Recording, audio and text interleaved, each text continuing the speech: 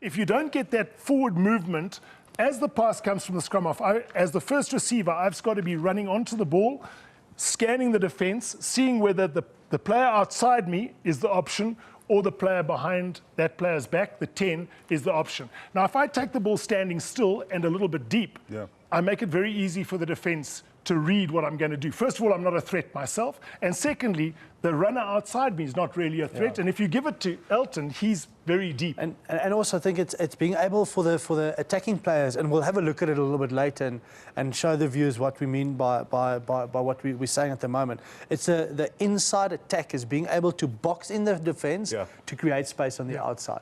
But now also what we need to look, and I think we've got a couple of clips also with Jesse Krull. There was a 13 this weekend, where if we do create that space on the outside, it's very important that we do run straight and we don't go across the field.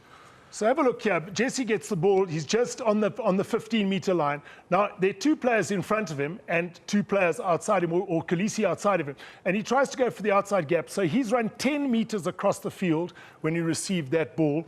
And instead of perhaps playing, here's another example, which is even more... Yeah, especially if you pause it there. Yeah, if we pause it there, if you look, if play on a little bit of the clip so you can see the defenders, because that's important. There are two defenders there. If he runs on the inside shoulder of the 13, passes early, our fullback can draw 14 and play the winger.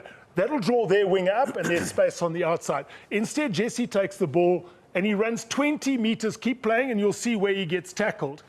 I mean, you won't see any New Zealand player receive the ball in the middle of the field and get tackled, 10 meters from touch if he's outside centre with two players outside him. There's no comprehension there, Jean, of creating space for the person outside.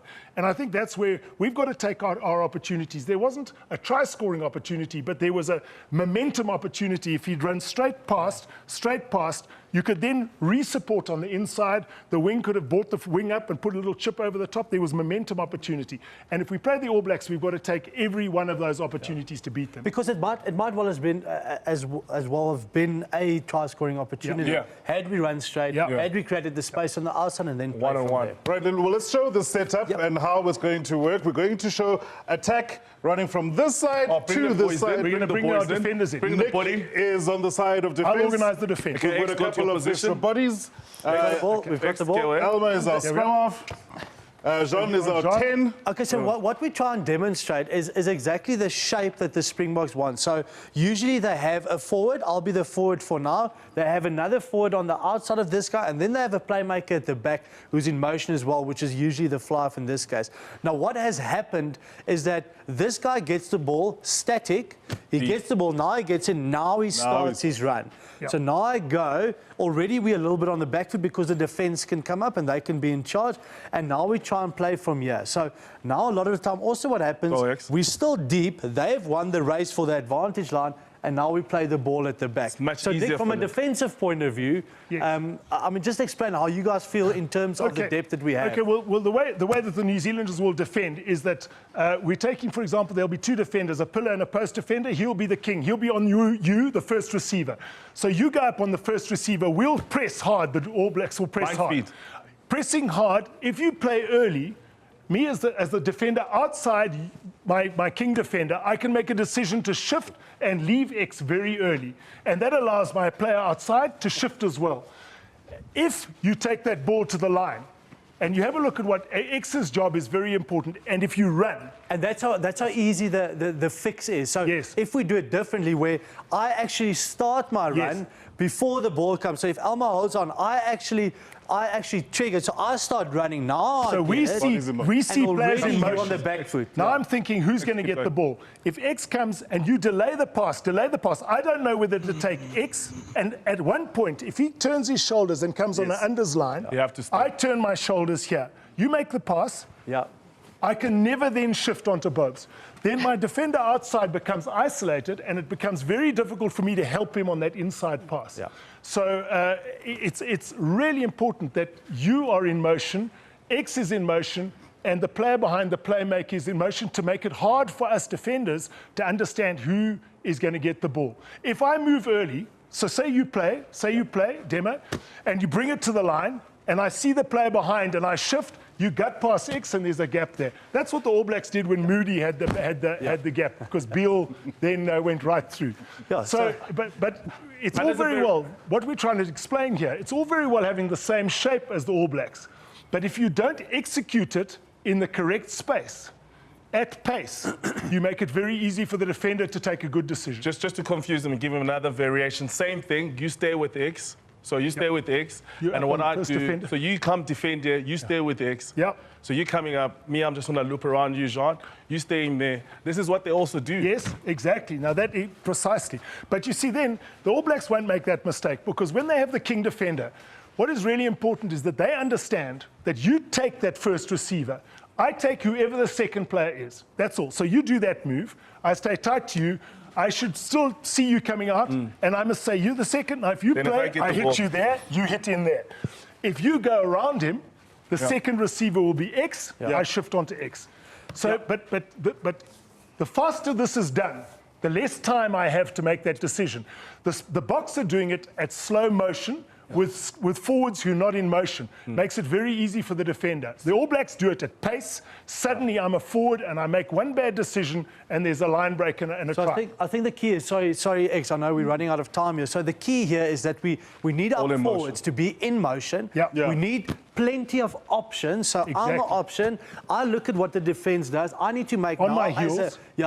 as a forward, and that's maybe where we're evolving as a team. Because these guys weren't usually in a position to make decisions.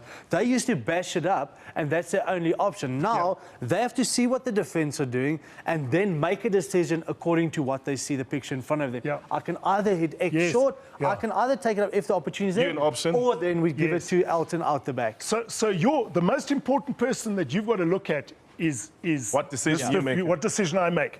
So when you're running to fix him at the line, you're running at that gap, you're watching what I do. If I stop, it's an easy decision behind the back. If I'm thinking, gee, when He's in numbers motion. down, I must go, then it's that late gut pass to X.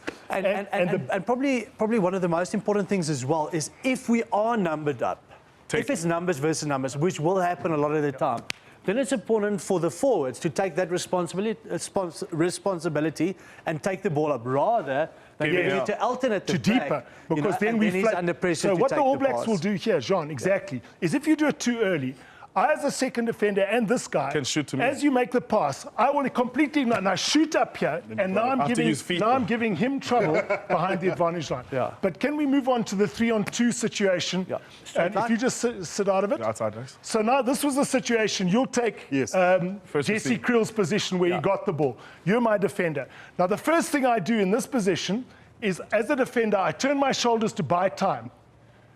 When I turn my shoulders, you attack my inside shoulder to stop me from shifting. What he does is run across. He makes it so easy. We just keep chasing him. bunch. No one shifted. If someone I'll go for a shifted, switch. it makes it difficult for me. Naturally, I'll go for a Yeah, switch if of it's course. drifting. But then you're a player who's got some brains. but what he did was, unfortunately, Kutsi didn't come on the switch. Yeah. So Jean, what we've got, when we say create space for the outside player, you've got to make me as a defender turn my shoulders In. to commit to a tackle. Turn your shoulders to commit to a tackle, pass it. There. Thanks, were you That's there? creating That was space. My hands were gone. So I think the box on the right pass structures are there as those small little adjustments It's that will just give them that one edge. very quick question, because I remember having battled with this as a kid at school playing in the centres. How do you straighten the line? Is it a step? Is it the shoulders?